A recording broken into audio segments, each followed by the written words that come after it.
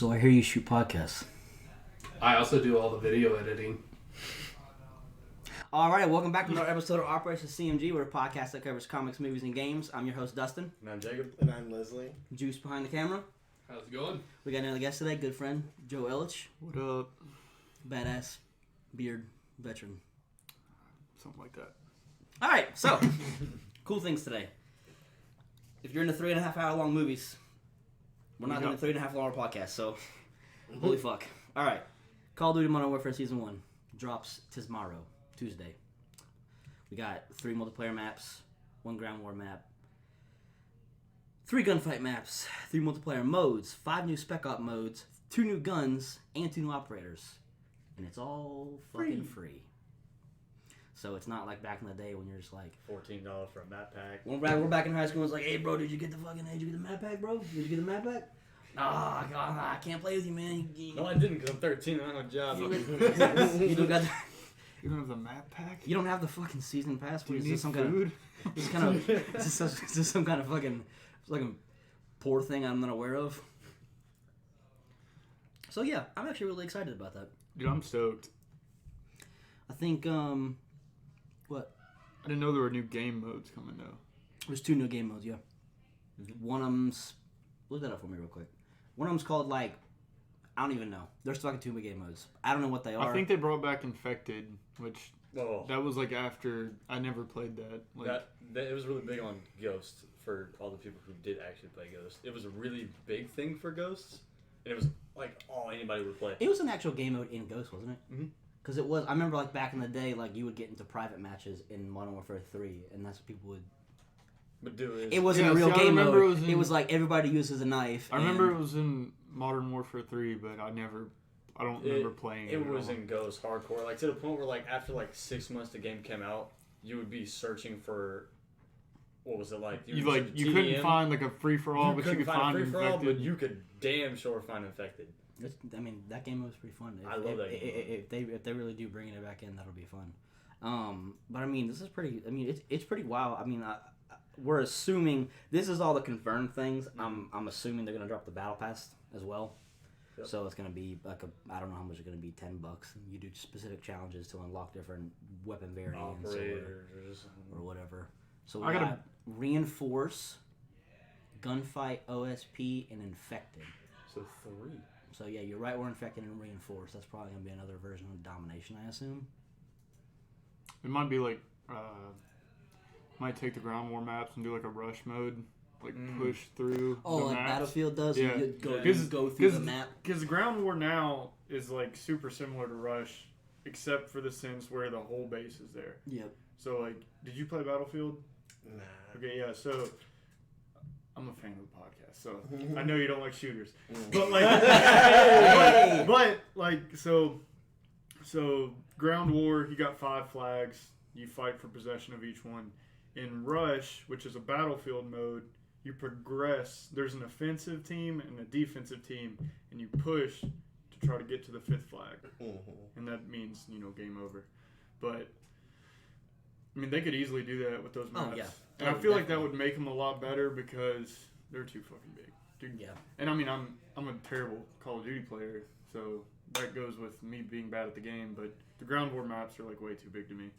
Well, because it's either somebody's camping in a corner or there's like the best snipers in the world are playing. I don't want to spend like the first 2 minutes of every spawn like running to my inevitable Are they death. fixing spawns in that when they come out with Season 1? Have you heard about So, that?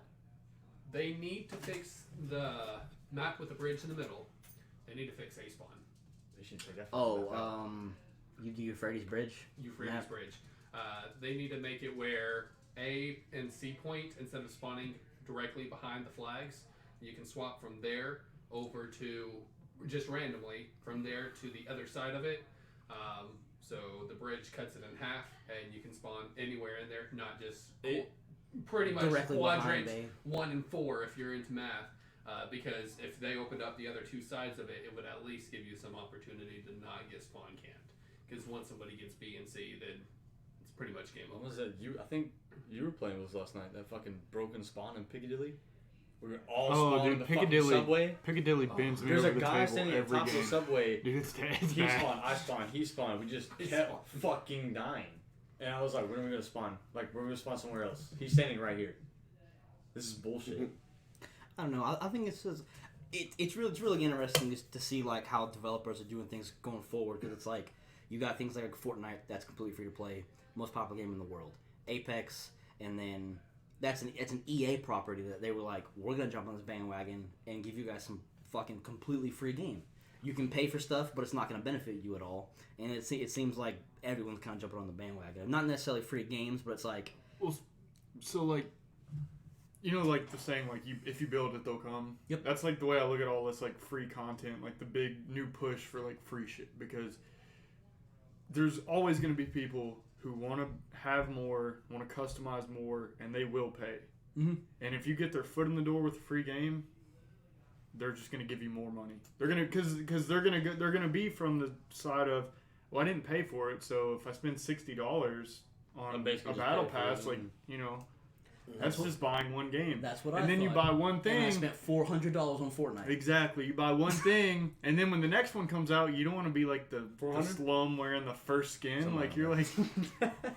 So, I mean, like, in Call of Duty, they've gotten phased out as far as, like, DLC goes, because originally they were dropping map packs, like 10, $15 a piece. And now, when they're competing with games that are free... You know, they have to put out free content. And, dude, it's Call of Duty. People are still going to pay for it. Hell, I'll probably fucking pay for it. And I'm not even good at the game. So, I will too. It's like, hey, it's $20 and you have to do all these stupid fucking challenges, and you can, at the end, you can unlock some fucking weapon skin. And I'll be like, all right, why not? Because I'm already playing the game. So, like, why not give me more shit to do while I'm playing it? Yeah. Do we know with this new season if they're going to have the Battle Pass have a free and then also a paid? So they're saying that, but they haven't released anything for the I'm paid 100% tier. sure because I have not seen a Battle Pass. True. Fucking H1Z1 was the one I was talking about last night. The one battle pass that you... The other game that also has a Battle Pass. And PUBG has one yeah. too. But, I mean, everyone I've ever seen has a free one. That is, you get, like, probably one cool thing out of the free option. Yeah. But, like... And plus, you only get one thing every, like, 5 tiers or so. Yeah. I would be so kind of surprised. I'd be interested to see what they're gonna put in the Battle Pass, because with a game like kind of like the Battle Royale games, it's like there's a lot of customizable shit that you could give somebody without that doesn't give them a competitive advantage. So like you can't put a suppressor in there. I'm gonna be like, what's gonna be in this Call of Duty one that's not gonna be because it's first person, right? Third person games, you definitely care about what your character's wearing, Yeah, you want to see all the cool shit. So like really all you see is like two hands and a gun. So it's like you can't really put anything on the gun without giving it some kind of competitive advantage, kind of. Unless like weapon variants. Charm or... But like I know they're doing the watch thing. The watch thing is different really watches. cool. It's so cheap. Does that really matter though? For the simple fact it's first person, like Simple. think about how many games that are first person that lets you customize your The character. That's that true. doesn't mean anything. So Yeah, Like I mean, Outer Worlds. people will do it just to see their character in the lobby. Oh yeah, on the kill or like you getting killed. You'd be like, oh, look at me. I want them to know that they got killed with. Yeah. I don't know, someone wearing With style. Yeah, I want you to know that I'm wearing a fucking rainbow unicorn fucking donkey mask on when I kill you. That's what I like. You got killed by this rainbow. Yeah, like that's yeah. My biggest gripe with like, even though it's all free, it's cool. How many fucking times are we gonna play Crash and Shipment? Like, dude, why? Like, I get it. Like, they're good maps, but at the same time, like, They're classic though. I mean, yeah, so is Super Mario. But when was the But last I'm time only you gonna played play it? Shipment once to get Like, pissed fuck I mean, off. like, it's kind of like, I don't know, it's cool, and I mean, like, whatever, it's free, so like that's a step in the right direction. But it's like, we're gonna give you 2 free maps. You've already played them, but they're free, you know, and like, you know, so it's like. But I mean, I don't want to see like the next 4 free maps they give us are just reskinned or like polished versions of old maps. No, more You- brand new stuff. Yeah. yeah. I get that. More new stuff. Than And it's like it's like rehash shit. they kind of like dug their own grave in a sense, because like people are mad because they're not 3-lane maps. Mm-hmm. So now they're bringing back 3-lane maps. They're like, Yeah. oh, okay, well, we'll just bring back the ones everybody liked because nostalgia sells. Yeah. And I mean, we're gonna fucking buy it, but like, it's just, it's still just kind of like, you know, it'd be nice to. I think the biggest thing on this list that really got my attention was the 2 new guns. That so obviously there's more guns that were gonna come eventually after seasons go, but it's like I think that's really cool because that's not normally a thing in games to do that. What, add guns? Yeah, later on. Like in Call of Duty games past, you know, like if you bought a map pack, it was literally just the maps. You had access to like 2 new maps. It would normally come with like 2 maps and like a zombie map or some shit. Mm-hmm. But like they would never add more weapons to the game. Black Ops 2, I think, was the only one they've done where you got the Peacekeeper. You got the Peacekeeper. And you had to buy a first map pack. You had to pre-order the first map. You had to pre-order the season pass. The season pass. The whole season pass to get the Peacekeeper. Other than that, you could pay them. You could pay for each of them, or you could buy the season pass as they came out. Mm-hmm. You don't get the Peacekeeper, which was a dumb, just stupid gun. But fucking broken. If I love that shit. If you compare first time in my life was that shit. If you compare like the weapon set from the new Modern Warfare to like previous Call of Duties, like it does seem like there's less weapons, and it doesn't feel that way because you can customize them so much more. Yeah. But there's 3 snipers. Mm-hmm. Yeah. And then they threw marksman rifles in there, which are, I mean, I guess for playing hardcore, they could be used as a sniper, and like, you know, some people can use them like that. If you get the Kar 98 up enough, I think that more or less counts as a sniper. But I kind of called that when they dropped the game. Yeah, the second one. Oh, Blood Rack's one? Mm-hmm. Okay. I kind of called that when they dropped the game. Like, you unlock all the weapons by like 48. And I was like, man, like, and you level up quick in this one. Mm-hmm. Yeah, you do. And like, I felt like they're going to push more content out as it comes. Because, I mean, when you're competing with games like Fortnite and everything else, like, you're going to have to put out content. Oh, yeah, games that are constantly ever-changing. Like, we're getting more into the realm of, like, and Fortnite is really the pioneer of this, of constantly changing. Of constantly, like, this gun sucks, we're taking out, we're adding a brand new gun. It's something completely different than what we're taking out. Yeah, we're adding new maps, we're adding new parts to the map, we're adding this, we're adding that, we're taking this out, taking this out. And for clarification, too, we're not saying Fortnite started free-to-play games or started updates and started weekly updates. They were just the ones who done it so well to the point where, like you said, it pioneered it. Mm-hmm. Because there was, Smite was a free-to-play game, it was there. It made you pay for some stuff there. But they were the first ones to do it right, do it efficiently, to the point where everyone was like, oh, you know what? We want to do that. And, like, fuck Fortnite. I hate the game. Like, I hate playing it. Hot take, here we go. I've never, like, gotten good at it. And, I mean, whatever, that's on me. But I can respect the shit out of it. And I'm not going to lie, like, there's been nights where I've sat and watched people play Fortnite. Because, I mean, it's aesthetically pleasing. And they made a game that's, like, a fun shooter. But, like, you would let your, like, 8-year-old kid play it. Yeah. And, like, that's pretty crazy to think, like, you know, my fucking uncle is playing Fortnite upstairs, and then my cousin is playing right next to me. You know what I mean? I'm like, it's just weird, you know.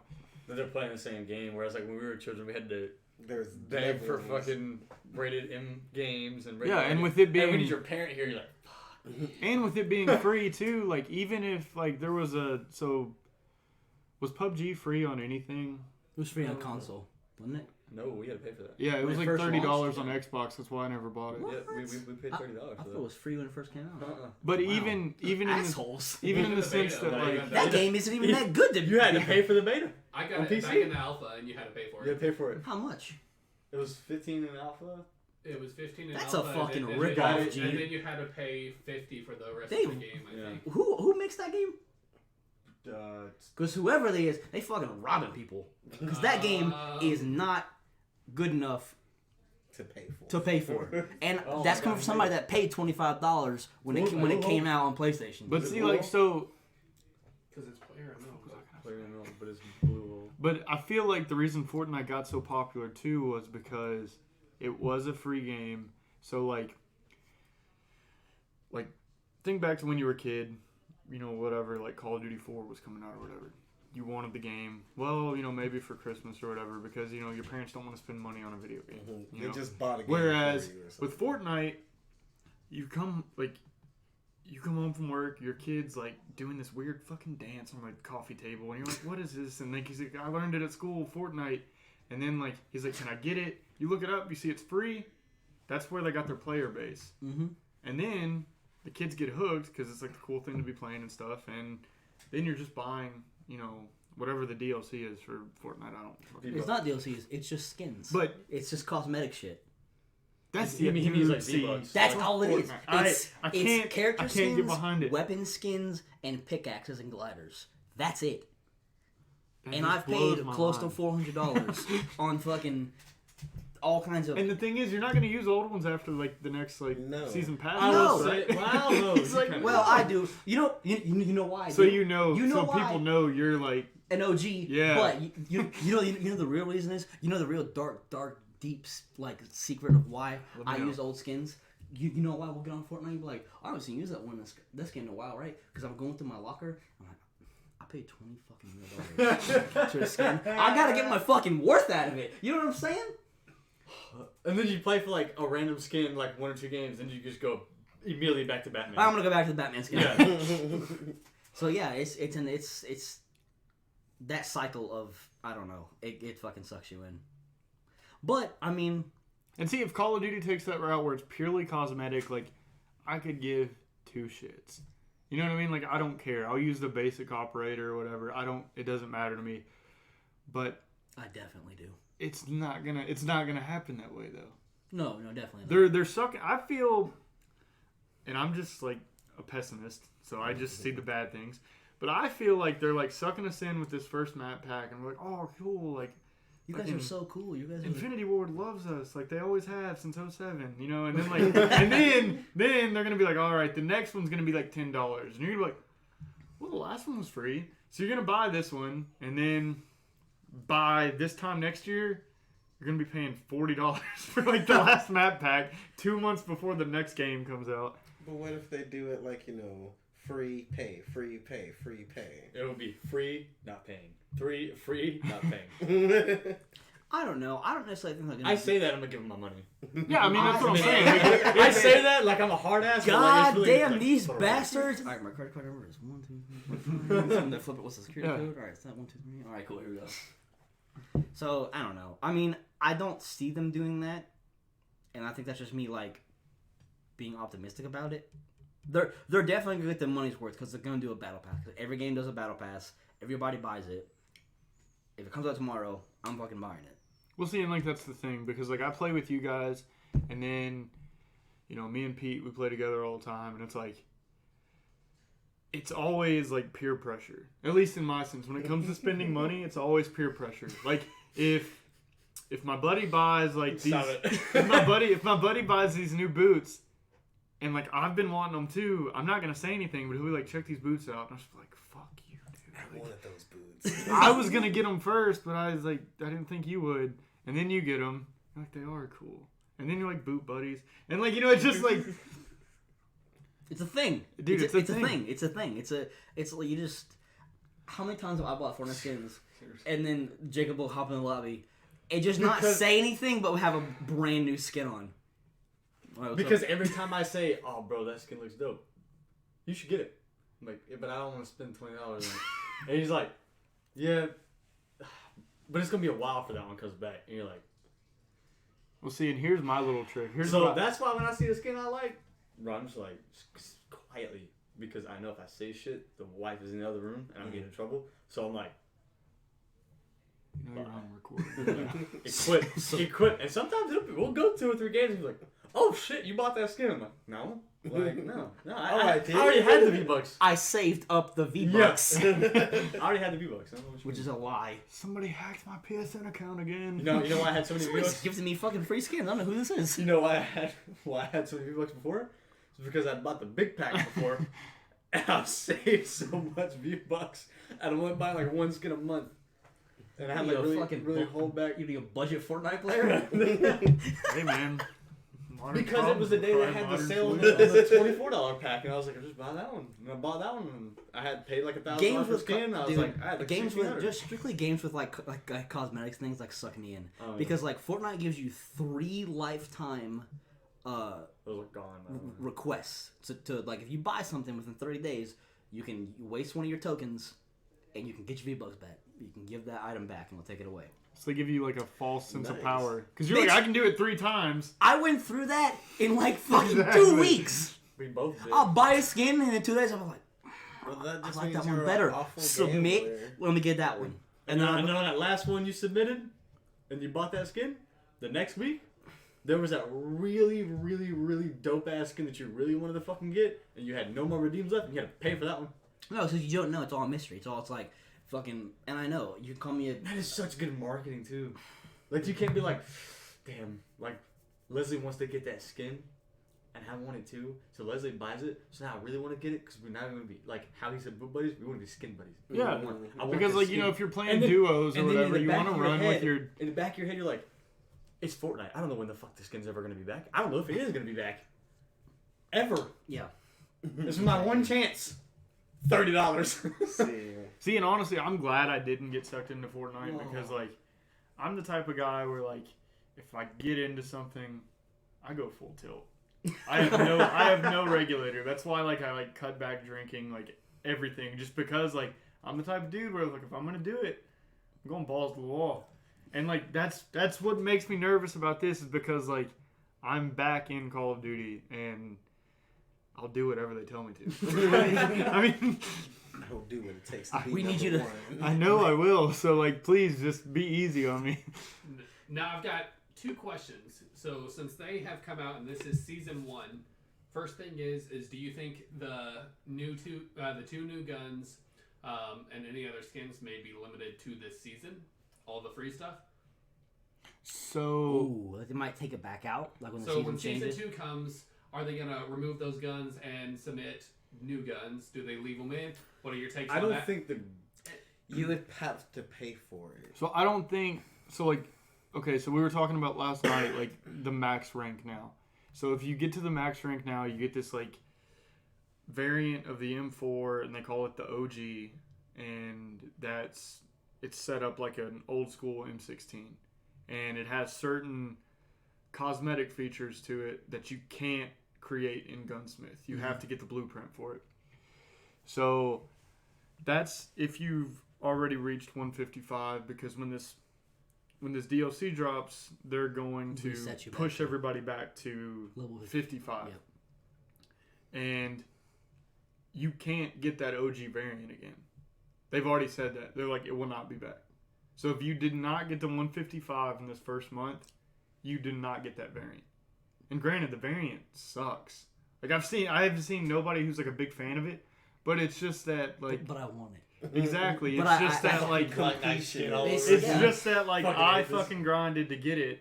So I feel like they'll drop these 2 new weapons, and I think they're unlocked. So the way they described everything with the free tier is everything that's in it is unlockable in game, but I do feel like it might be like that variant, like you won't unlock them until you hit a certain rank, and if you don't do it within this time frame before the next drop, you don't get it. That does make sense because Fortnite does stuff like that. It does. Fortnite will do events where it's like you have like 4 days to do the list of these random fucking challenges, and then you'll unlock whatever. And if you don't do it, you don't get it. So I don't think solely for the gun though. I think the maps will stay no matter what. what. I'm saying the guns don't go away. No. If you unlock them, you keep it. No. What I'm saying is that if you get to unlock them, right, they're gonna put them at easy levels because that's just what they're gonna do. Because it's not fair that I suck and you're better and you're gonna reach that level in that matter of time. I don't have enough time to play the game. You know what I mean? It's gonna be easy level. There's gonna be a variant of this gun and a variant of this gun that you can only get in this season. But once you have that, you still have those guns. I don't think they're gonna take the guns out. Mainly because at the end of like season 3, you'll have a big arsenal you can choose from, and not everybody's running around with a fucking MP5. Right. So I don't think I feel like if you unlock it in the season, if they even go that route, if you unlock it in the season, you'll keep it forever, obviously. But everybody's wondering what's going to be in the paid tier, what's going to be in the free tier. So the maps are obviously going to be free to play for everybody. The Spec Ops free to play, the game mode's free to play. Mm-hmm. But there's also 2 new operators, 2 new weapons. I bet you the 2 new operators will definitely be in the paid tier. They you could unlock them within game, but they're going to make them a fucking grind. Because you're already getting maps and stuff. That's going to be like the top tier skins of Fortnite. So they're going to make that stuff. They're going to make that stuff hard to get. But then if you want to pay $10, you can just have it. Yeah. And who's not going to pay $10? Follow-up question: if they decide that they want to go the season route, how long do they have to keep this game around?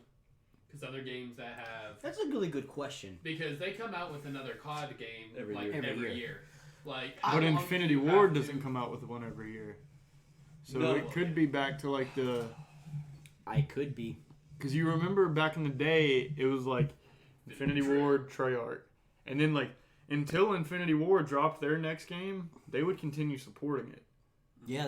Like they acted like the Treyarch, that was like the step kid. Like they fucked him. Like they didn't act like he. They would fully support it all the way, almost until the next. Until that same publisher made the next game. Yeah. Here's the thing too is now that we have Sledgehammer games, that's been in the fold for a couple of years now. We had if you notice when you click, it's sitting on the Modern Warfare application is sitting on your PlayStation, and you click it. You notice that when it loads up, it says Infinity Ward, Activision, Sledgehammer Games. So it has Sledgehammer in this one as well. But what they do, I don't think anybody has fucking known yet. So, but like our friend was talking about, there's been rumors of them having a free-to-play battle royale that's coming. It's not going to be like Blackout. It's going to be its own thing. That's why I forgot they are doing the battle royale too. And that's where I figured Sledgehammer would come in. But it's really weird because they're talking about pushing, because of how popular Ground War is, they're talking about pushing to 100-player games. It's going to be the 200-player battle royale. It's what it rumored to be. 200-player royale. But the thing is like we've never seen Treyarch and Infinity Ward. That sounds terrible. We've never seen Treyarch and Infinity Ward, both their names be on one game. Mm-hmm. But now you have Sledgehammer, who is really like a redheaded stepchild. You know what I mean? Like the one that just goes out here. They made the Batman games, dude. Take it easy. Well, you're crazy, but you have them, and now they're with Infinity Ward, who made this game. But what the fuck did they do? I don't know. I feel like as far as the support thing goes, people are gonna fucking play it until. Oh yeah.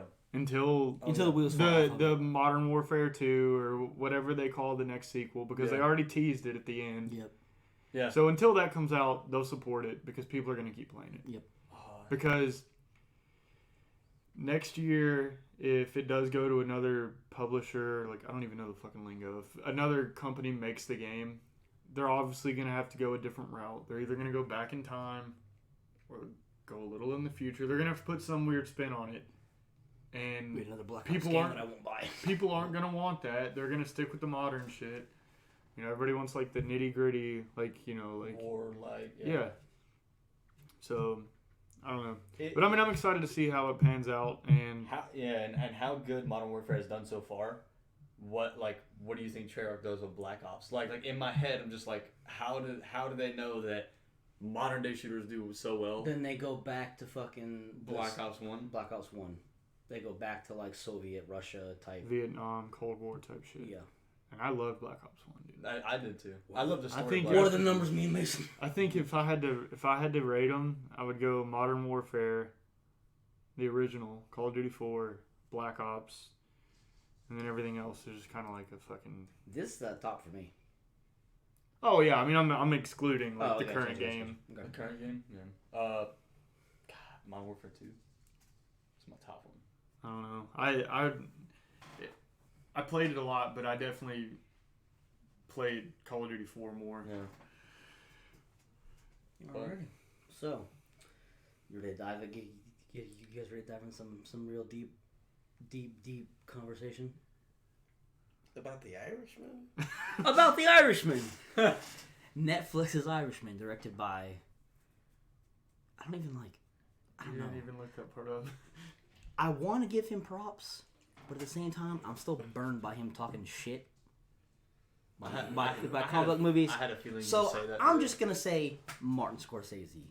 Wait, what did you say about comic book movies? You didn't watch that podcast. He said He's not there yet. Wait, which one was this? I've only listened to like 2 episodes because the 2 I've listened to are pretty long. He said that the Marvel movies are more like They're not real cinema. Yeah, they're not real movies. They're just more. I like 100% agree. I will fucking shake Scorsese's hand on that. I'm a fan of comic books. I'm a fan of DC more than Marvel, just because that's like what the only characters I've gotten invested in are Oliver Queen, Bruce Wayne. You know, like I like the fucking Slumdog. Not even Slumdog, they're millionaires, but like I like the like more grounded, down on their luck, tragedy type shit like that. But like as an outsider, like I've seen a few of the Avengers movies and stuff, but I have never finished one. I fall asleep in every single one, and every single Avenger or Captain America was decent, but I got a boner for America, so like that was kind of like fed into that. But there's so much CGI, I don't feel like I'm watching a movie. Like I would almost rather them do it like a video game cutscene. Like I would rather see completely like 3D rendered stuff than an actor. Everything else is green screen. It looks real, but you can tell. You can fucking tell.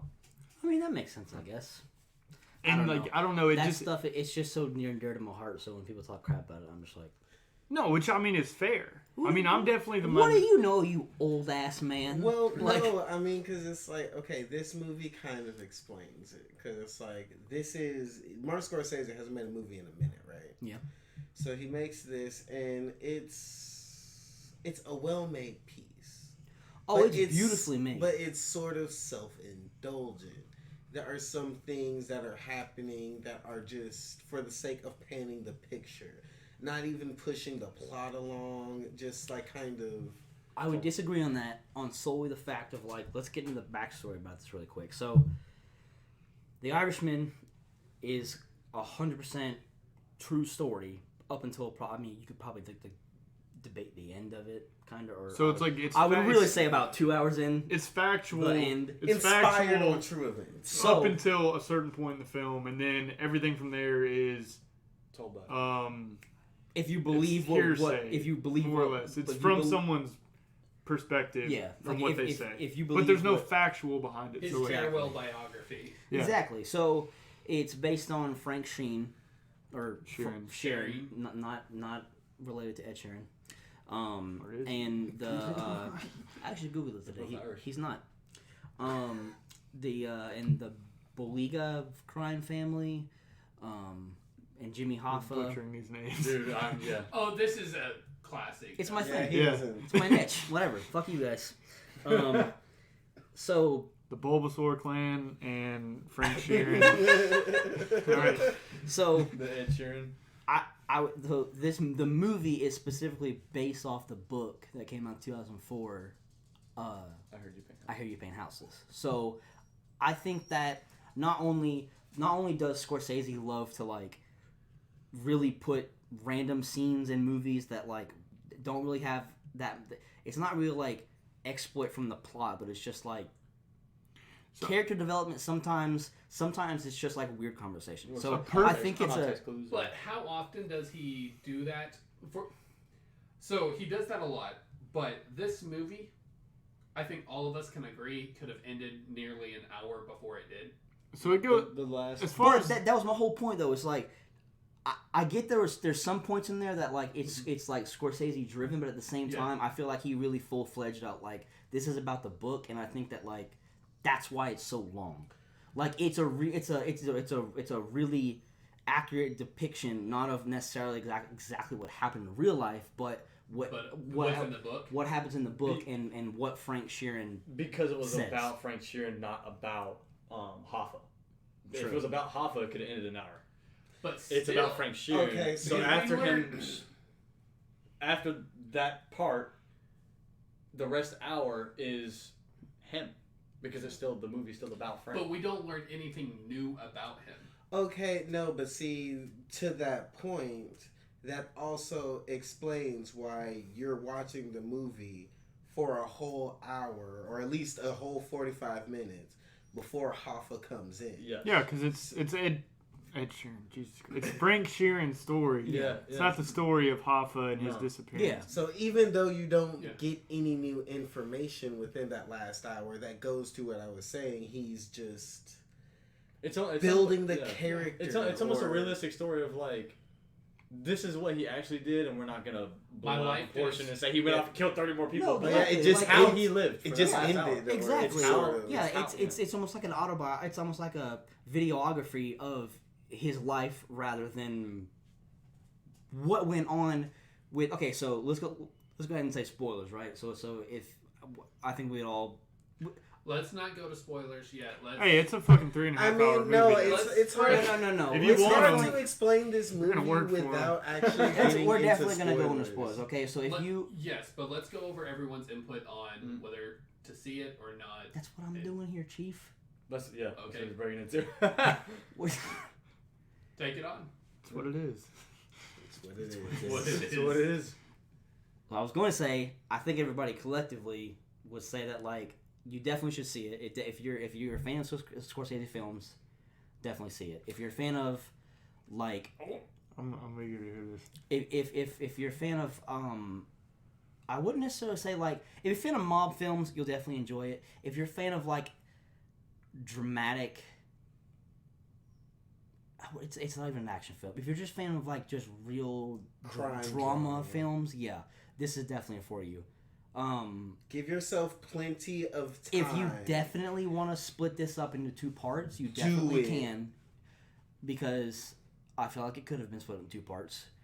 There's actually a 4-part. Somebody has posted online a 4-part way of how to watch the movie, and it ends and cuts exactly like in 4 parts. Yeah. For you to So, do it, and you if can anybody look that doesn't up. know, this is basically before any of us in this room were born. Back in the 70s, a union leader, Jimmy Hoffa, basically has ties to the mob, and he just to this day there's no actual evidence of where he is or what happened to him. It's like a cold case. Nobody knows. He's missing, type thing. And it's about Frank Sheeran Sinatra, and I was gonna say Sinatra, who's a mob hitman for the Buffalo crime family in Pennsylvania. That's the summary of what's going on. So, Yep. Nice. Now spoilers being said.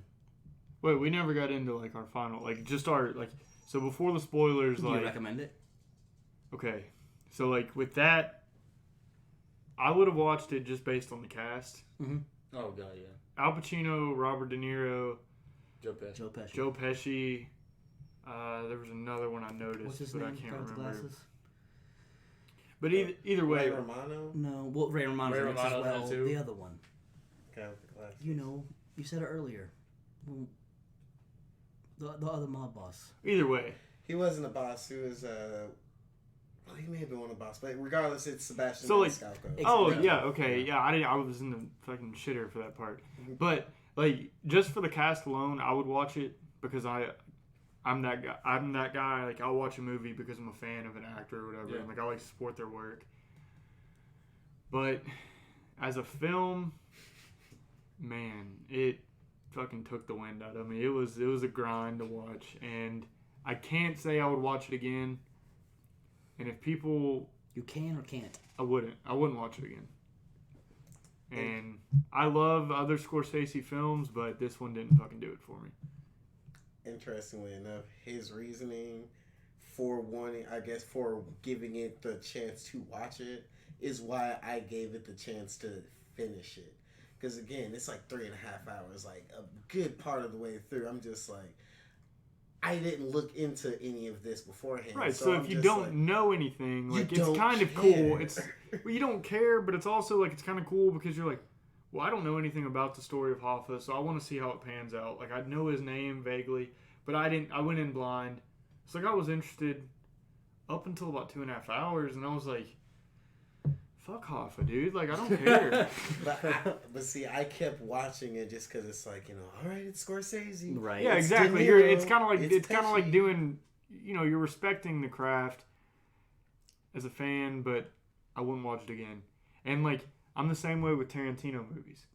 I fucking love every Tarantino movie I've seen, and I went and saw Once Upon a Time in Hollywood by myself on a Sunday at 10:30 a.m. I didn't even take off my fucking house shoes. I went in basketball shorts and house shoes, and I sat down to watch it, and I fucking loved it. And like, I love so I can watch a long movie like that, but It's got to keep you. that one missed the mark for me. And Were you done, Lizzie? Yeah. Okay. I know you look very strongly opinionated over there for that. I love Scorsese's work. I love Joe Pesci. I love all of them. It's a fucking amazing cast because every other scene you go into, it's another person. You're like, oh shit, he's in this movie. Oh shit, she's in this movie. Oh god, it just keeps coming. I do love the movie. I, however, am going to be different, especially from Juice, because I enjoyed the last hour. How so? Yes, please.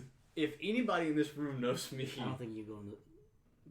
We're still in No, non-spoilers. non-spoilers. Don't start talking Non-spoilers. about what the fuck the last hour is. and I'll say this because Dustin knows this more than anybody else in this room, I like the lore of stuff and I like the history of stuff. For this to be something that actually happened in history and it's follows along the history line, it entails to me. So like if I did research last night before I had done it because like I told you about watching the video at work about the Union and knowing Jimmy Hoffa already, I didn't know Frank. It's like, oh shit, maybe I should go and learn more about this. So I go into Frank a little bit more. Dude, Union people like still to this day talk about Jimmy Hoffa. We had to watch a 2-hour documentary on Jimmy Hoffa before we were allowed to go to work. UAW, baby. UAW. Yeah. Damn. Okay. Anyway, so I love agree the with you lore. there. I The love last the hour of the lore. movie was So good. like I love, and I will admit that fucking moment when that last hour starts, you're just like, fuck, like. Shit, man, I'm gonna sit here for another hour, and then like immediately, like maybe 10 minutes after that, I was like, all right, look, I'm hooked again. Like I'm watching it, I'm fine with that because I love the lore of it. I want to see how his story planned out because the main story of all this was Jimmy Hoffa, right? So out of this whole thing, it's all about Jimmy Hoffa. But this movie's about Frank. I want to see how his story ended too. I So agree. that was my- I agree with you in that sense, but like Yeah. the reason by that part of the movie I was just over it Yeah. was because there was so much in the middle that it wasn't filler. I know I know it was relevant to the story, Yeah. but it was just copy and paste, man. And I guess that's because that's how Hoffa was. But there was a lot of person A says this, well, person B says this. Yeah. And then give it 10 minutes. Person A says this. Person B still feels this way. And then it's I will dude, that say- went on for so long. I Like, will say I that got over it. the last hour, if I were to actually say that it would be shortened down, I'm not even saying 20 minutes, 30 minutes. I'm going 45 minutes because I don't think I would be completely content if they had to say, okay, we're shortening it from an hour to 45 minutes. Perfectly fine. Anything less than that, no, because I like the small things of what happened. So like he talks about how, you get me. Okay, yes. I'll let Juice go ahead. until we can get the spoiler out Go of the way. ahead. Go ahead. What It's you so got? hard. It's, So if you go on Google for 5 minutes, you already know what happens. Yeah. So this movie, I like it, but the ending really has me all kind of thrown off. Because to me, the whole movie seems like you're following Frank Sheeran from when his life really started to kind of where it ends. Like, what is his main point? He is a driver for a meat company. Continue on, and then, no spoilers, but it's like his life in the mob family pretty much starts and ends Jimmy Hoffa. with Hoffa. With Hoffa, yeah. And so they follow that, and then they continue on for, what, An hour. 45 minutes to an hour. But being it's like, his story, though. But it's so it's wrapping finishing up- his story. but And it's- I think it goes back to, like, this, like, the movie's based off the book. Okay, I and here's feel- another thing none of us have brought up too. We were talking about like watching it in parts. This is a Netflix movie. So it's not one you're gonna have to Redbox. It's not one you're gonna rent on pay-per-view and you get like 24 hours or 48 hours to watch it. No, yeah. Watch what you can. It's literally Netflix, which is what you're already watching anyway. So like you could watch it. Fuck it, I want to go stare at Rachel on Friends for a minute. Watch an episode of that, and then you come back to fucking the. But do you think option. it was designed that way? I feel like that's part of the reason that they get away with it being so long. Because we watched it this afternoon for this, but if I was watching in my free time, hell no. I would have cut it about halfway through. Fucking, You might not have finished it. No, I would have finished it, but I would have definitely done it at least in 2 sittings. Yeah. I would not have finished it after the one scene that we're talking about. I probably would have been like, wait, there's another hour of this movie. I probably would have called Leslie or somebody else and been like, what happens at the end? And see, I would have. I can't really tell you. There's not. I would have stopped before that because I know myself. I wouldn't come back just for the ending. It would literally be like, well, honestly, pretty much your reaction, like, okay, there's still another hour. Something's got to happen. And Leslie's like, no, not really. I Without could saying, no, I not could really. go further into this, but like we're gonna have to break the spoiler ban. Let's break spoilers. Okay, so moving past this part. Spoilers. So the reason why there's more after, again, it's building on the actual lore of his life. Yeah, you find out that yeah, he's done working with the mob, but you gotta think, after that you find out they all went to jail, but no one went to jail for the crime. Yeah. You find out that basically for killing Hoffa. Yeah. He's the last one left, and none of his family is fucking with him. You wouldn't get that if the movie just ended. You wouldn't realize how much that he basically lost his daughter.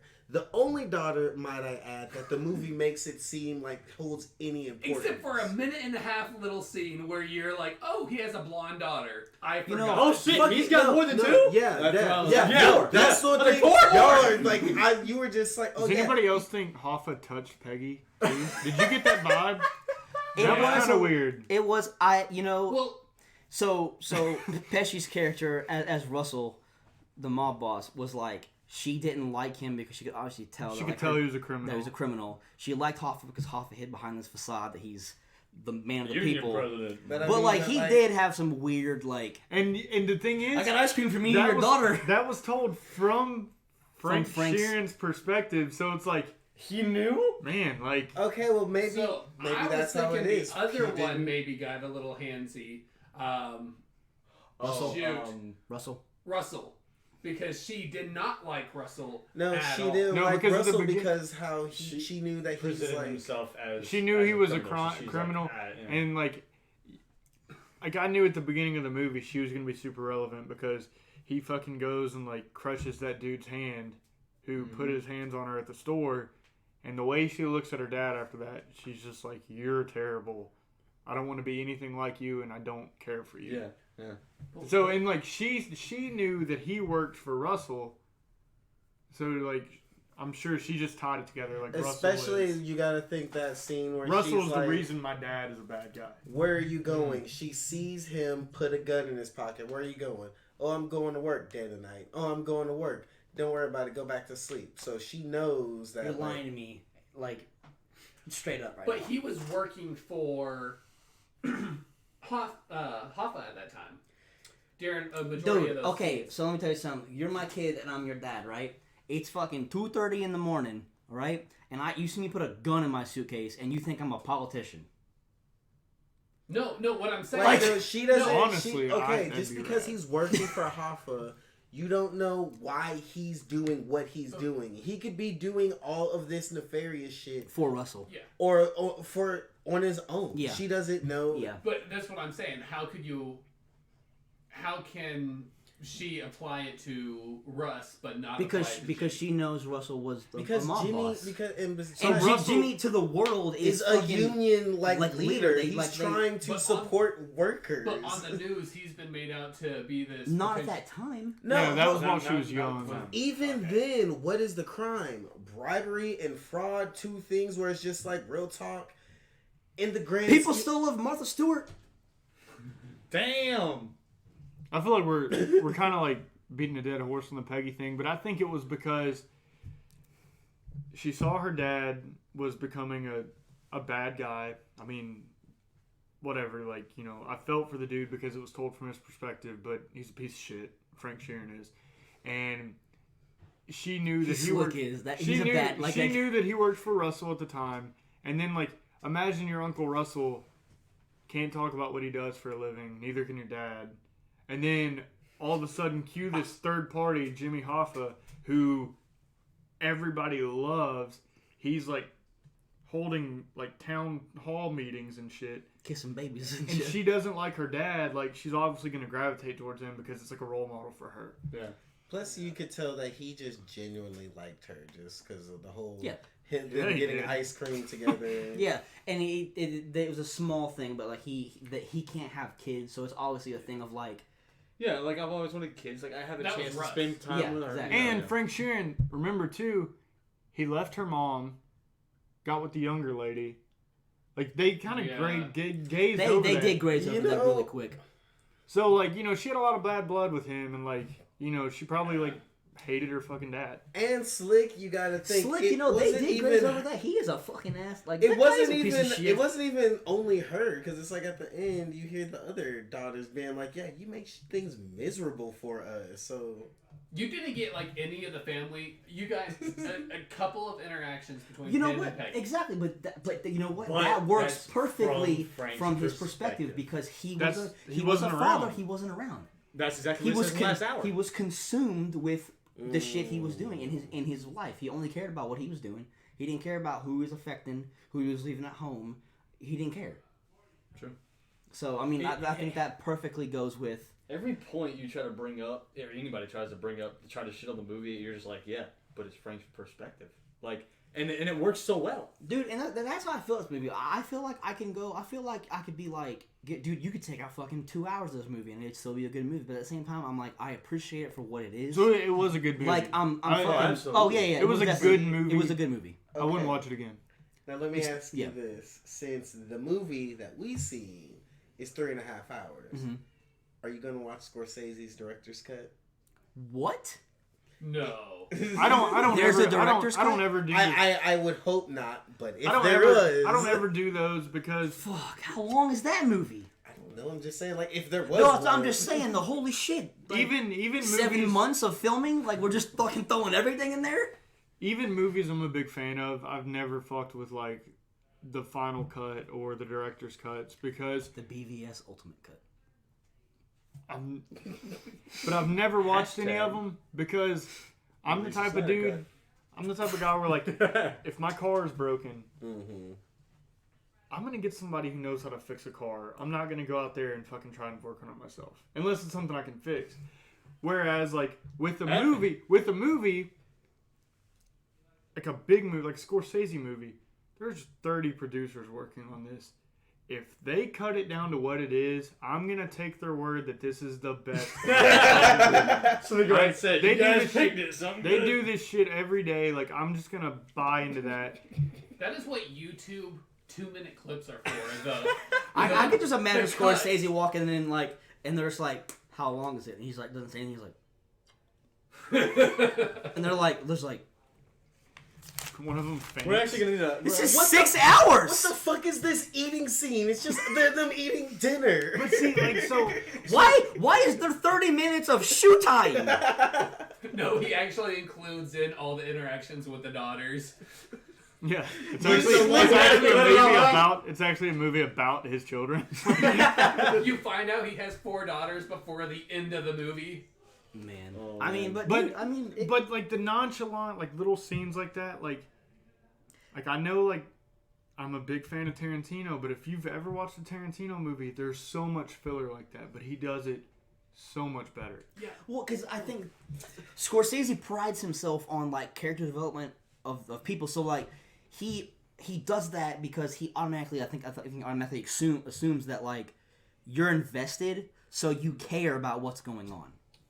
But usually in his other movies, they're more, I really hate to say it, they're more interesting. They're more things that grab your attention. Like he said, Tarantino does it a lot, but Tarantino will throw comedy in there. He may throw like a little shootout. But do you think that? Okay, so we were talking about when Frank killed Hoffa, right? Mm-hmm. And someone was like, "Oh, that was very, very, very anticlimactic." And then it's like, well, not necessarily. Like, it's real.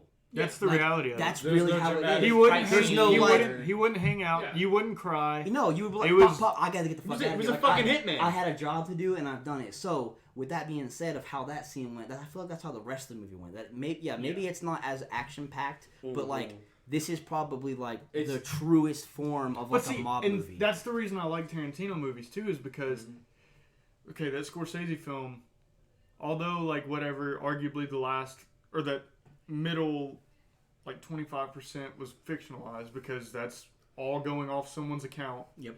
But like, I completely lost what I was going to say. All right, Scorsese makes things that are realistic. I don't go to the fucking movies. I don't sit down to watch a movie that's realistic. My life is fucking boring. I'm going to get old and live in a nursing home. I want to watch some shit about somebody with a robot leg and like a 10-inch piece fucking just raining down. Like, dude, I want to see a movie that's like fucking like not realistic to a sense. I like them grounded. Yeah. See, I guess. So do you guys feel like this was too real? It was a good movie, but it was just like it was what it was. I mean, it's based on true events, so it's just like you can't. It's like, what do you? There's no wiggle room. There's either you dramatize it so much that it's like, okay, it doesn't seem real. Either that, or you show like what would have legitimately happened. Like, yeah, it's just a bunch of dudes sitting, drinking wine, eating bread. So that's how someone gets whacked. So like, imagine watching a fucking Batman movie and he fucking tumbles off the fucking roof, lands on a car, and instead of getting up and being like, "Let's go," like Batman, he's like, "Oh fuck my knee." He's like, he calls Alfred. He's like, "Hey, like, yeah, send it now. Like, we'll get him tomorrow." Yeah. Like, that's the reality. Nobody wants to see that in a Batman movie. Nobody wants to see somebody like hurt. Like, I gotta rethink my life choices. Let's split my shin. Yeah, get the cortisol ready. I need a shot like yesterday. Are those real bullets in that gun, Joker? What the fuck is going on? We're dressing up. Yeah. I think we're at a point in cinema where I guess there's an interest for people who want somewhat historical docudramas as movies, and not for entertainment, but more for the fact that the same reason you would watch a documentary, you like watching it to get information. Mm-hmm. And I feel like that's what it was cool in that sense. I don't think it was like watching a documentary, kind of. Dustin and I got to see 1917, and not going off on that, but it's kind of the same thing. It's a great movie. Like this, both of them are historical, but they're really long. Not a lot happens throughout the whole thing, and then you get to the done, you're like, that was really good videography, good writing, long. Probably wouldn't watch it, for leisure time. Just if I was showing somebody else. But it's almost like you would recommend it for the experience. You would recommend it. You would recommend somebody watching it for the experience and for the information. But it's not like, to me, it's like a documentary. You're going to watch a documentary once. You're going to remember it. It's going to be good. You're going to recommend that documentary, and then you're done with it. It's not a film where it's like, this movie was amazing. You've got to watch it. I watched it 30 times. I'll watch it with you. Yeah. Yeah. It's almost to a point where, like, you have a 3-hour documentary, an actual documentary of, like, a narrator talking about Vikings. But then this one is an actual movie made by an actual director who is praised, with Jason Momoa playing a fucking Viking. Which one are you going to watch? Yeah. Same length. Which one would you watch? And they get the same historical event. Like, imagine watching. I would go with Jason Momoa. Right. Imagine watching seems like it's going to have some action. 48 hours, but the whole like thing is the dramatization. Yeah. Yeah. Because they do like the little cutscenes, like the fucking shitty actors, like. But like, when you're watching that, you're like, oh fuck, cool. This might be what that guy looked like. It's like you're watching a history lesson, but it's being played in front of you. True. I mean, that was the big thing. So I mean, we watched it today before we started recording today, and it came out last Wednesday. And all I kept seeing on social media was like, it's really long, it's really boring. It's a boring version of Goodfellas. It's long, boring, blah, blah, blah. So I'm like, okay, so I was digging up some research before everybody got here, and I had no idea that any of these people were real. It was based on any kind of true story, and I went down a rabbit hole of reading articles, watching videos, and like a court case interviews of the real people, and like that's what sucked me in, because like I was preparing to sit myself down for a 3.5 hour boring fake mob movie, but the realism of it like really hooked me in. Like I was like, I'm actually excited to watch this, because I guess that's kind of my taste. So I mean, if you are a person that you do, like you said, like if you like, because I saw on there's fucking plenty of documentaries on Jimmy Hoffa. Yeah. There's a bunch of them. I just had no idea. So if you would rather watch a dramatized version, a fun version with of it, an A-list, triple A-list fucking cast, then this is definitely for you. Or if you want to watch boring documentaries of Jimmy Hoffa was born on. I am not gonna lie. I would honestly have to beg to differ on that. Because of the length. Well, yeah, just because it's like, okay, if I really, like, real talk, if I wanted to know what happened, I would rather watch a documentary. This does make it seem fun. This does kind of elongate it, but okay, you did the research. I went into this not knowing anything about anyone. Yeah. Once I watched it, I was like, okay, why the hell did they make the movie? I mean, right now, like, okay, I guess now, like, I understood, like, you know, he was part of, like, the leader of the union and the Teamsters, but other than that, who was he? Like, just... We gotta remember, it was a Frank Sheeran movie. Truck. It wasn't the... He was fucking Al Pacino. No, I mean, like they said in the movie, like Jimmy Hoffa was as big as Elvis and shit. And, like, right, but they didn't explain but that it's in the not movie. his movie. It was Well, Frank I mean, Sheeran's movie. Well, actually, they did, because he was like, for all you people watching now, you probably don't know, but back in the 60s... Right, no, yeah. but they did, you can tell me that, but you can't explain... Okay. You can't show me context clues like Scorsese does and not have that and expect me to know he's famous. Right, because it's just like he's bigger than Elvis, okay? I know fucking Elvis. In the 60s, he was bigger than the Beatles, okay? I know the fucking Beatles. Why is it that I don't know, like, I guess, me? Yeah. Again, he was that's young people. Well, see, and that's know. like I said, like... Who was the president before Nixon? What are Exactly. Is this social studies? Like, you knew that, whatever. I got it But from you the didn't movie. know. Exactly. So, like, you don't But know I those mean, like- things, but they're still important.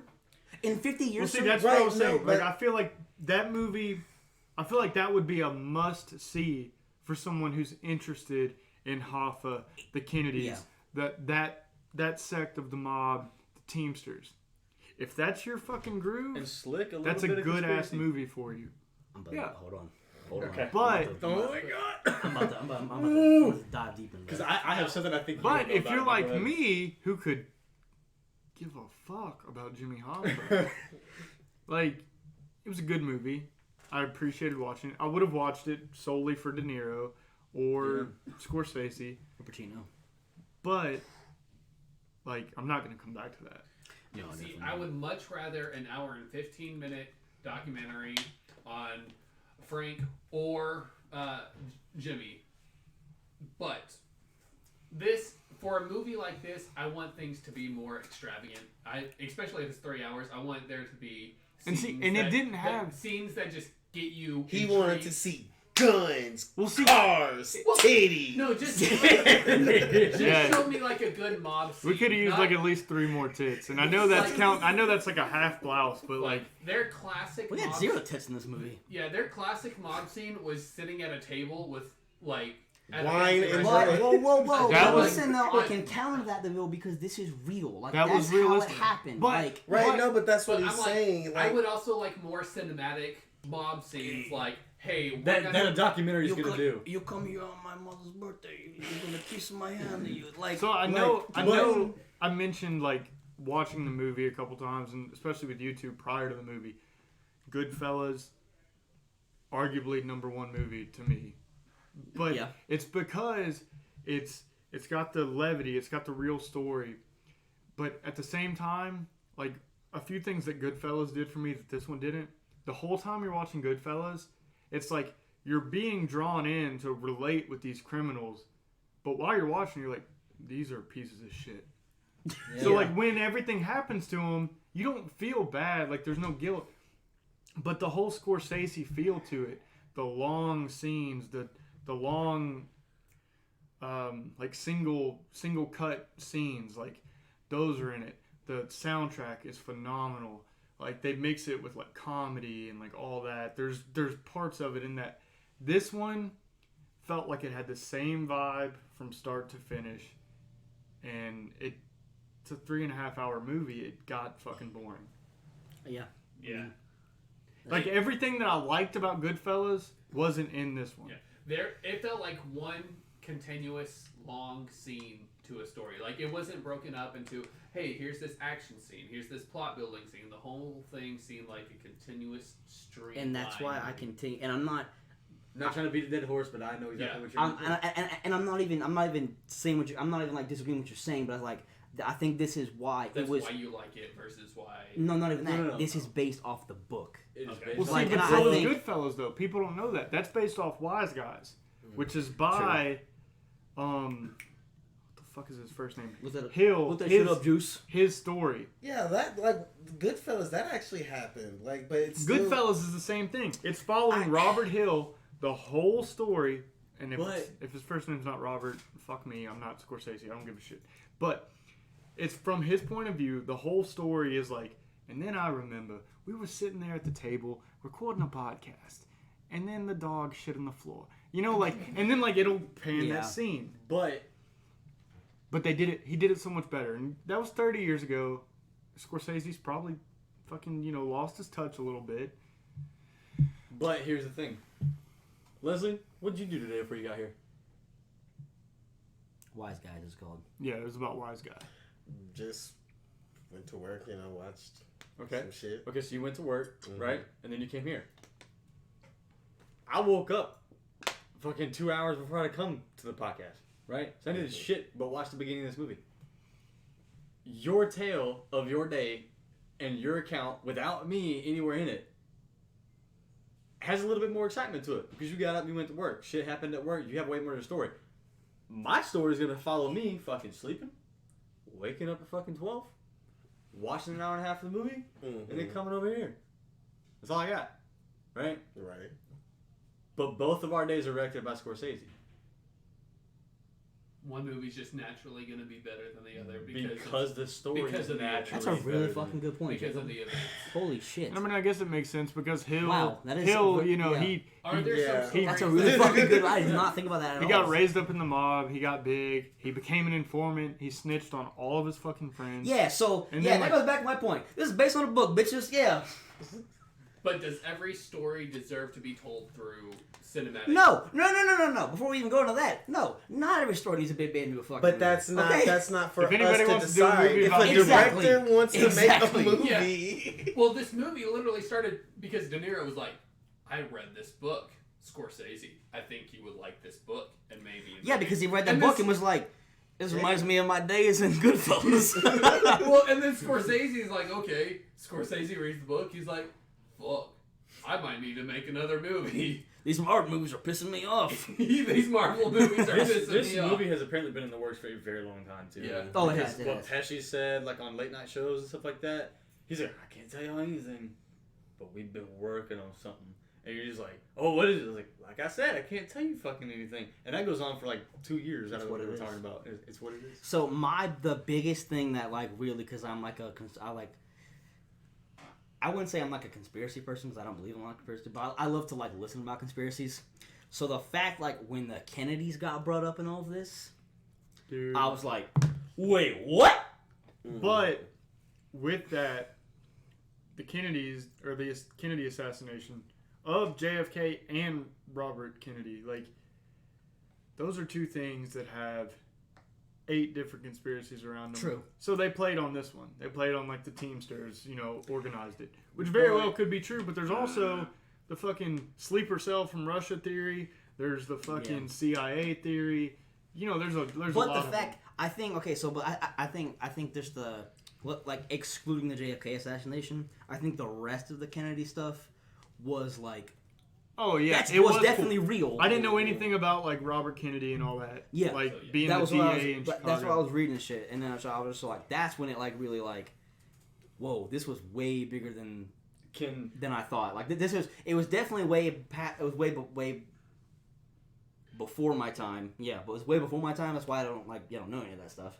But it's like looking back on it, and I was just like, that was some fucking big deal shit going on. Like it's common knowledge that there was corruption in the Kennedy's family. The Kennedy's family, excluding JFK. And then you watch this movie and you're like, shit, like this all. They really was corrupt. Like this all seems absolutely legitimate. The only thing that's really in huge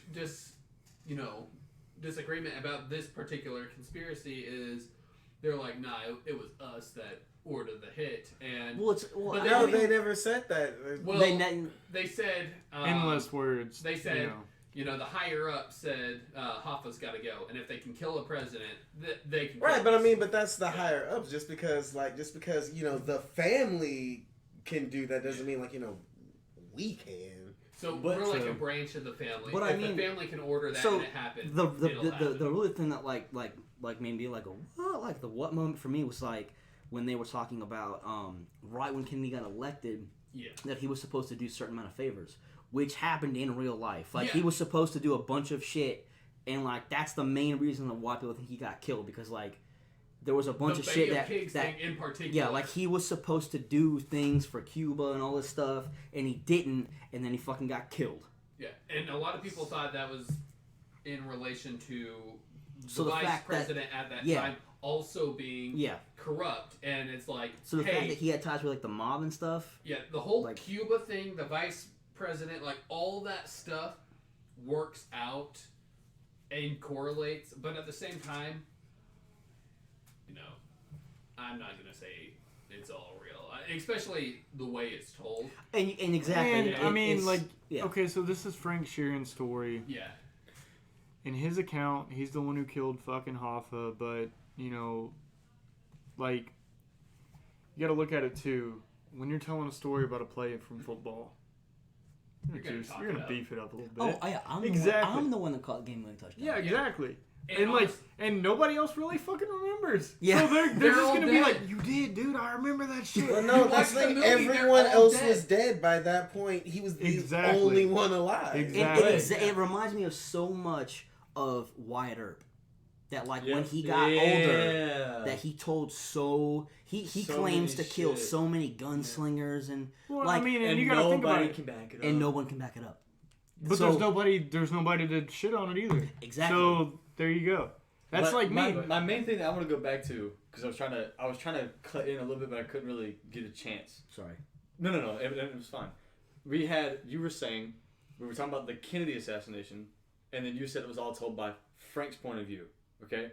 What hit me a little bit hard because I was doing my research last night is that point in the movie where the Kennedy assassination happens, and I told you this outside, that the Kennedy assassination happens, and he walks up, and Frank's sitting there with this blank ghostly stare. Mm-hmm. In the book, Frank's storytelling, and he says that he's killed multiple people, upwards to dozens.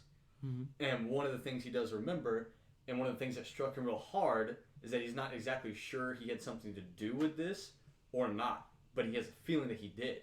Because the day before the assassination, he handed a bag of guns. He was told by the mob to hand a bag of guns over to 3 people. One of which was wearing a Marine hat. And handed it to him. And then the next day the assassination happens. And that's why at the counter, he's standing there. Context clues, again, like Scorsese does. Looks is confused. He's just... Or looks it's coming together. It's coming together. Did I do that? Or did I not? Or and he looked pale as fuck. What the hell did I just do? Did I just help kill the president? And you have Pesci talking about trying to get him to walk away or whatever, and he's touching his hand. He's like, no, I need to see this or whatever. And then that was one of the tales that he told, is that he delivered guns and a Marine with 2 other people picked him up. But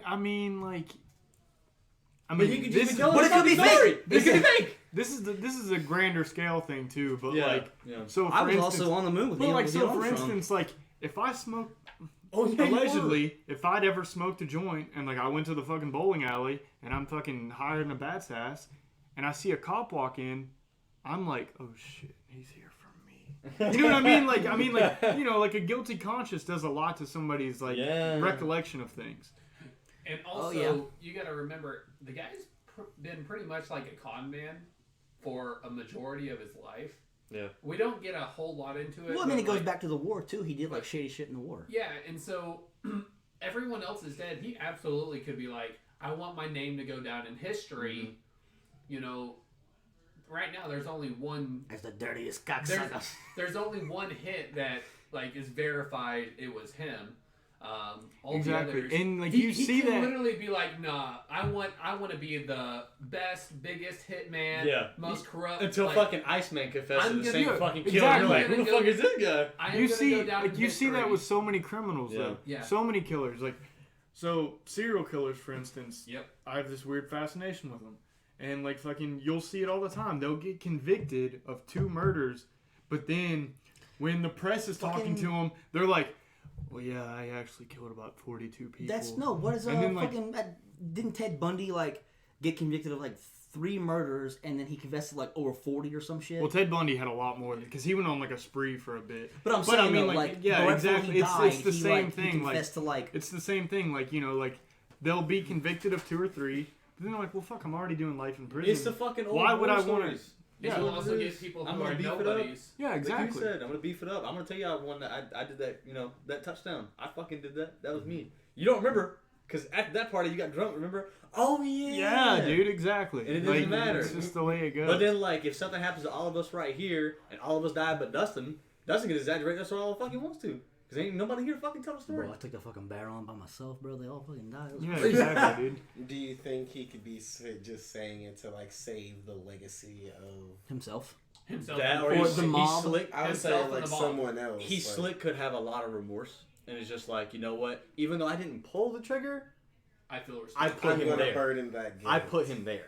I had the chance to stop it. He told me not to call him. I could have. So I would definitely say this. I would say I think I can kind of tell where like fact and fiction start and end. With the fact of like I think it was all true up until the point of where Russell tells him in that little diner. Yeah. You're not going to meet with him. Yeah. And then all of a sudden he's automatically like in the plot to assassinate him. And I mean, I mean, what is he going to do? Who holds more power? Yeah. Are you going to just abandon Russ, who you gotta think gave him the ring? Mafia? He said there's only one person. No. Is he going to go against Russ, or is he going to like fucking kill Hoffa? No. I'm not necessarily debating that. I'm saying of like you're talking about the filler, like leading up to like basically Russell was like, we're gonna kill Hoffa, and you're not involved in this. I purposely didn't tell you about it. This is what's going down. I'm telling you now. You're not going up there to meet them at this time. Whatever. Right? Like he's saying that's where all the facts stop at the end. And at right that there. point, then all of a sudden it's in just the movie, Frank's telling where Frank is like, "Oh, this is where I killed Hoffa." Then I got on the plane. Then we all met. Then I killed him in the house. And it was like that seems. It's a hard left turn from like being told you're like, hey, we're killing your friend, and that's what. And you're not involved. He's trying to say that's where like the fact stops, and that's where like the exaggeration comes in. Exaggeration. Like, how? Because it's like real talk. All that seems like a natural occurrence. Again, the mobs like they like in pretty much every Martin Scorsese. I'm saying if Frank isn't actually involved, this is where him making up that he was involved. This is the potential. This is the potential lie. Is what he's saying. I mean, I get that, but it's just like I don't necessarily see like. But I mean, like, be a potential lie if that is the way he said that point, everything. That's what he's saying is that we don't know. It checks out. Is basically what you're saying. It checks out. If you do take it at face value and you believe Frank Sheeran, it checks out. True, it does. But at the same time, like the little don't call him Frank. Like the little stuff like that. You have to also take into account creative licensing on like Martin Scorsese. He's got to make a fucking movie. If it was as simple as like they're at the diner. Or that morning, you know, they're fucking checking out of the hotel, and he's like, hey, we're getting on a plane today. And Frank, being a yes man, just like, okay. That's not a good movie. Like, you've got to create the tension. You've got to make. No. You've got to put emotion in it, and like, you know, it's an ends to a mean. You're telling the same story, but you're gonna fucking make the story a little better. You know. Okay. So, real quick, let's go through if you think he did kill Hoffa or if he didn't. No. Because no.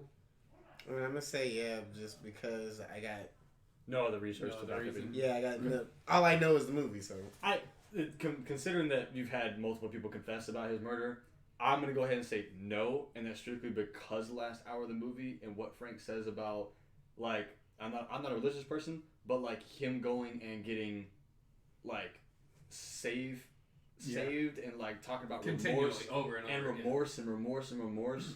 I think he's just trying to own up to it because he feels remorse. He feels responsible for him because he put him in that situation instead of just not calling him and taking him home or doing something. I don't know enough about. That's just my. that could be if That's for why I like the last fact hour that of the movie. He didn't call him like that. That could be intense in his terms, killing him. If you pulled the trigger on Dustin and I didn't stop you, I'm just as fucking guilty. I didn't stop you. I had a chance. Especially if I'm just sitting here like, oh, I'm finna go kill that dude, Dustin. Oh, I'm just sitting here. You just sound like, yeah, man, that's cool. And like, yeah. We get in the car and I'm like, all right, we're going. And then like we get here and then you just whip out a gun and just tat tat. And I'm like, oh shit. Yeah, I probably could have called Dustin and let him know that Leslie was talking shit, gonna kill him. And then we actually got in the car and came over here. Right. Like I could have stopped it.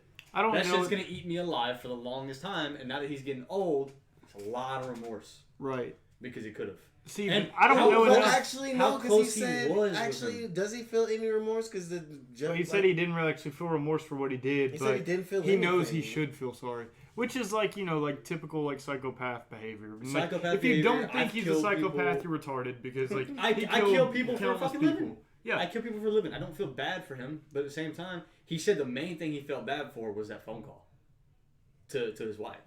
Yeah. That he was telling her that, oh, he's fine. He lied to her. That's what he felt bad for. Mainly because and a his caveat own off family. that, the acting in this movie was fucking top Oh, notch. dude. yeah. The scene phone call the scene scene? where he calls, And he's like like fucking choked up. De Niro He's is like mush you mouth, can't- yeah. but you can tell he's acting. But he's, like, I mean, okay, you can tell That's he's how the acting phone because call would it's have De went. I'm not Niro. gonna be like, yeah, But like, he's fine. it's convincing while you're watching it. And like me as a fan of like cinema, I'm watching it and I'm like, holy shit, he's really fucking selling this right now. Yeah. Because like that's how you would be. Like I'm not gonna call you and tell you and tell your wife that you just died, and I'm like, yeah, he died. that's how Like, you yeah. would be. Or talking. no, he's probably okay. Yeah, yeah. And like if you did kill him and you were like battling the consciousness, Exactly. like, you know, like, I mean, how many times have you been hammered at a party and then like your mom asks about it the next year, like, yo, we had fun. Like, I don't remember what we did, Mom. God, leave me alone. Like, you know, like you're like, you know, like you choke and like he was joking. yeah.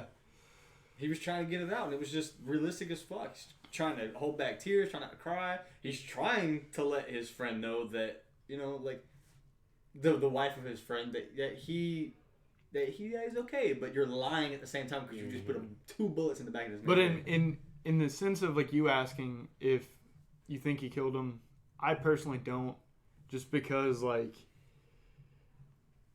it just feels so convenient that like everyone else is dead, no one else has come up about anything, Yeah.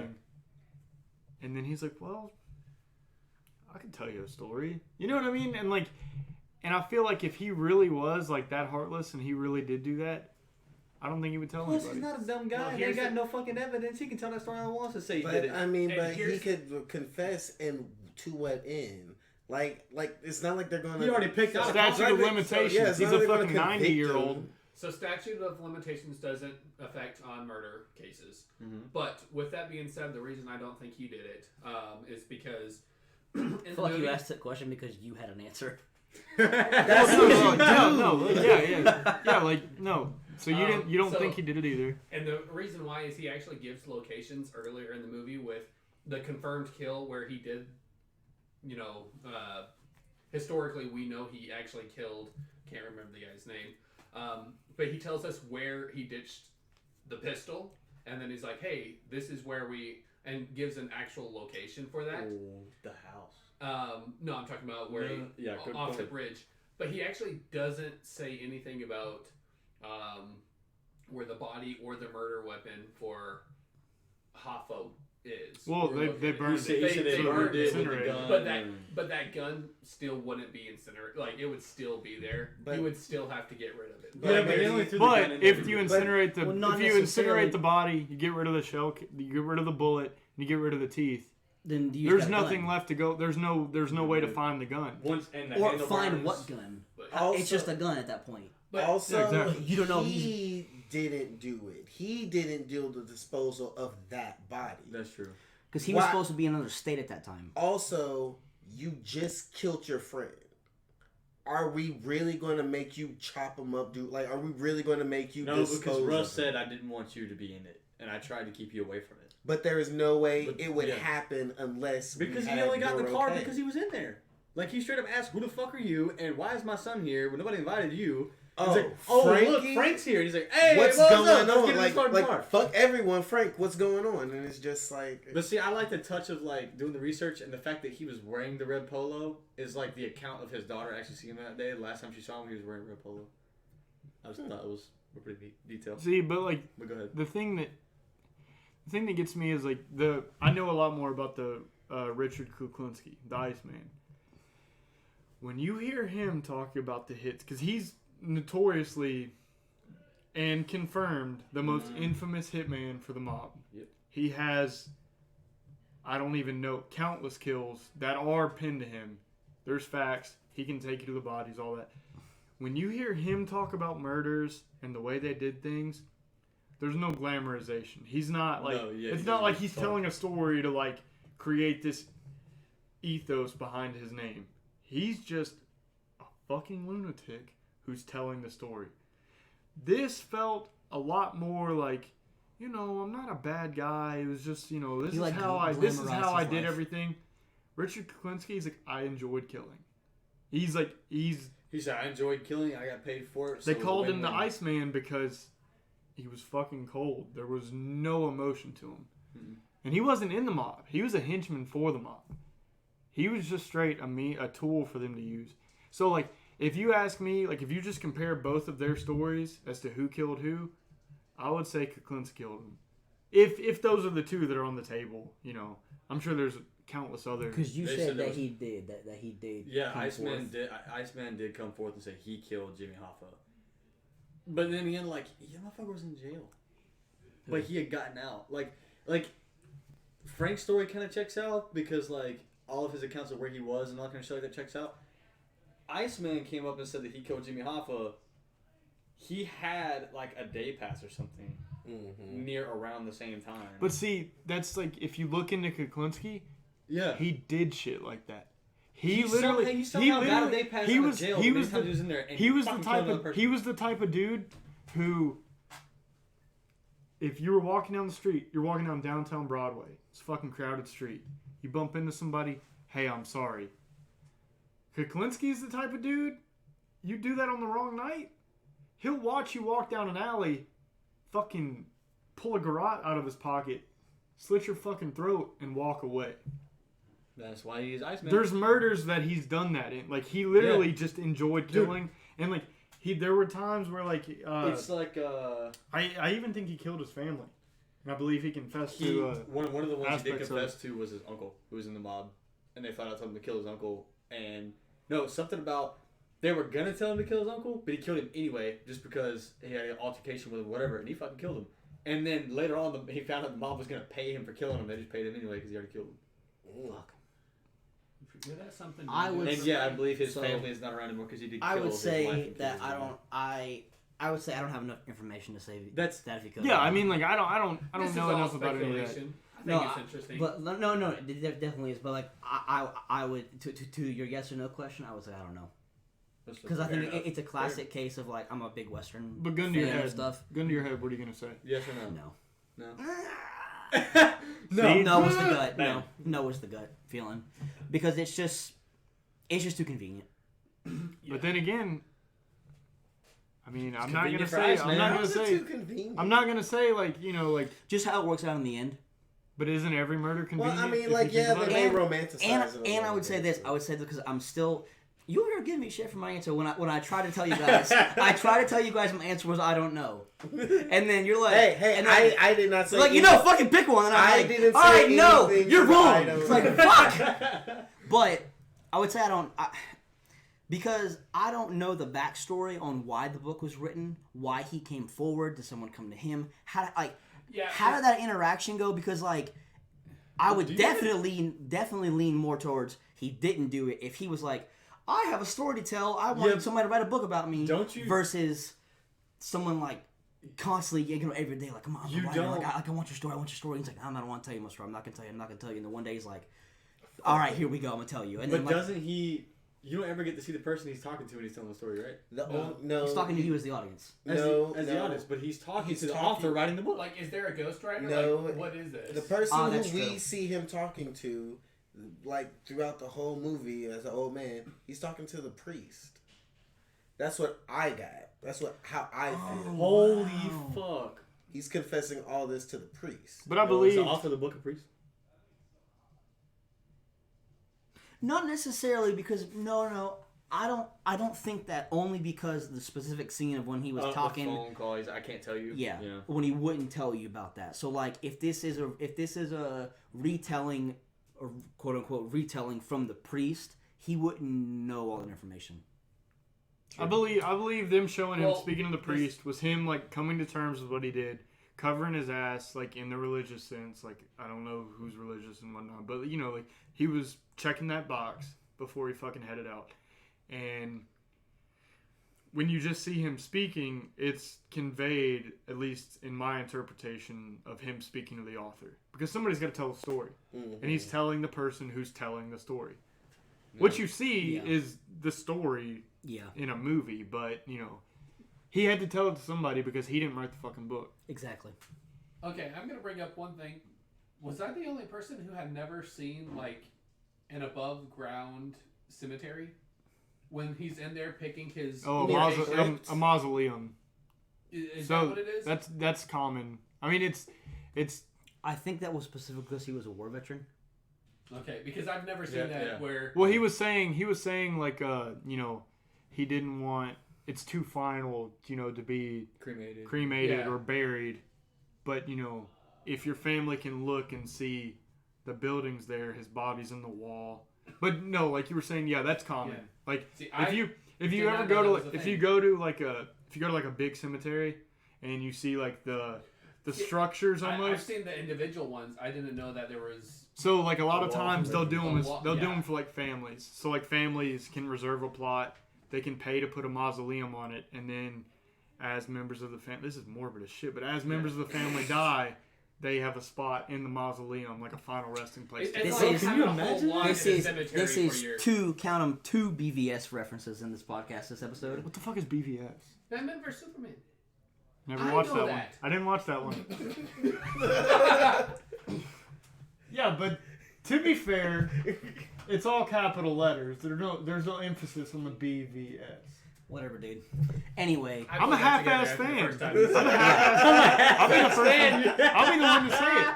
In that movie, when he's having that weird dream and the man bat comes out of the thing, I'm not on the panel. Yeah, mausoleum. Yeah. He's in there looking at like his family members, like Martha Wayne, Thomas Wayne, Arthur Wayne, whatever. Like, rich people can. Like have you were those. saying, I'd never. And he was rich because he was in the mall. See, I've gone where there's been individual.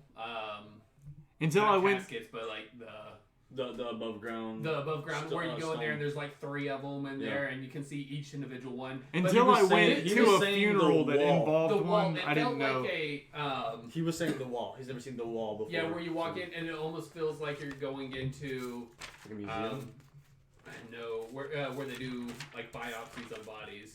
Yeah. And they just start sliding them out of the morgue. Like that's what it looked like. I was like, oh wait, this isn't just. Their names aren't just up there. There's something behind that nameplate. Yeah. Like, it took me a second before I realized that, and I was like, I'm probably just an idiot, and everyone here's probably been like, oh, I've seen that. No, I never, like, knew how a mausoleum worked until, like, I went to a funeral where one was involved. And, like, it's literally just, you reserve, like, a spot in the mausoleum, and, like, they take that brick out they put the casket in, and then Chisel they that seal in, it and later, then and yep. and then like you're literally part of the mausoleum. It's kind of cool, actually. Okay. It's pretty fucking metal, to be honest. Final thing I have about the movie. Do you really think that it's like was that easy to get away with crime back then? Yes. 100%.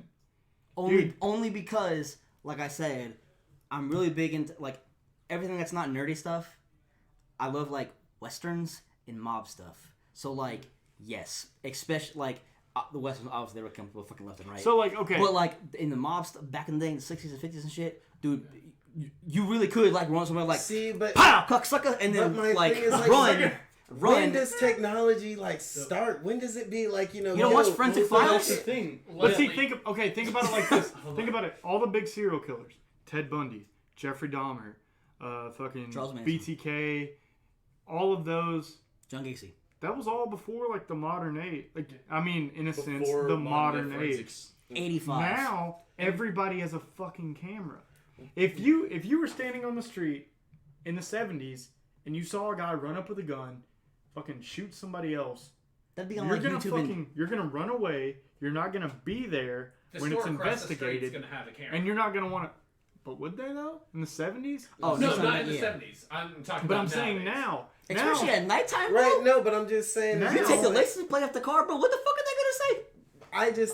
I just think it's so weird, or it's just like you don't odd. hear about serial killers now because you can't get away with this shit. Well, if you want to know, back when I was in, It's harder to get away with. I mean, it's harder, When but I'm you saying say it criminal makes it justice- virtually impossible. You right? You gonna kill anybody? No. He said. I was just Jake was like, We'll talk he off said mic. it's We'll not- talk off mic. it's He not said fucking you impossible. can't. Trust me. He said you can't get away with it, and I was like, well, you can. But I'm It's saying just you're. harder. Well, I don't corrected. feel. Calm down. I don't feel like we're ever gonna see another Ted Bundy, Yeah. another Dennis Rader, like the BTK killer who committed crimes for 10 years and then 20 years later got his own ass caught after the fact. He got away with it. I don't know if you know anything about Yeah, the BTK yeah. killer. He got away. The fucking Zodiac killer. Zodiac. and That's that fair. won't happen now, but about 90% of murders go unsolved in the United States. Now that number is probably a little bit older and probably more skewed because areas like Chicago, where there's a lot of deaths in one area that don't get solved. Yeah. But it's still in the United States. Last we talked about it in our criminal justice course was around 90% of murders go unsolved, and it's because as great as forensics are, there's like a 3-month backlog. So the only time you can get something actually checked out is if, hey, it looks like we probably have a serial killer. Like we've got to put this, on the fast forward because. But, like. But still, eventually, if it's a big Yeah. enough case, it's. And you were Gonna be talking located. about, like, was it that easy? Like, that's why the mob's not what the mob was. Yeah. Because now, with everybody having a means to communicate at any given point, everybody's got a fucking camera. Everybody's a witness all the fucking time. Like, back then, you could own the fucking neighborhood, and then, like, nobody in the neighborhood's gonna talk because they know everybody, they know who runs the fucking neighborhood. So if you saw some shit, you're gonna get away and you're not gonna fucking be there to talk about it.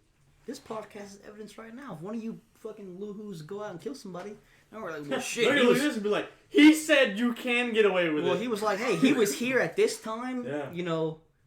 So this is an alibi. Exactly. Ooh. Okay. All right. Alrighty, final thoughts. I had mine. Watch a Tarantino movie instead of. Damn. In shit. regards to The Irishman, it was good. But if you want a movie that was like set along the same time frame, more of a fun ride, still like Yeah. loosely based on fucking Mob. facts. Goodfellas. Well, Goodfellas is a classic. Watch Once Upon a Time in Hollywood. I just had to get my plug out there because I don't know when the next time I'll be on a podcast is. So. All right. I'm good. We're going. Well, you can. This is Leslie's part, dog. Yeah, I was about to say. Well, I don't start this shit. I just. Leslie. Well, damn, son. All right, well, there we go. Time out, coach. All right, everybody ready? Get some water in you. All right, bring it home, guys. This has been another episode of Operation CMG. You can find us on Apple Podcasts, not Apple Music, it's Apple Podcasts, YouTube, and Spotify. Yep, and you can also follow our social medias on Facebook and Twitter at Operation CMG and on Instagram at op_CMG.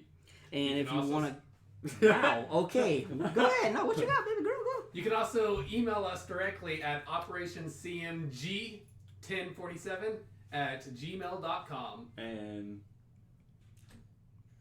that's what you were Over going and to say. out. You guys are gonna get a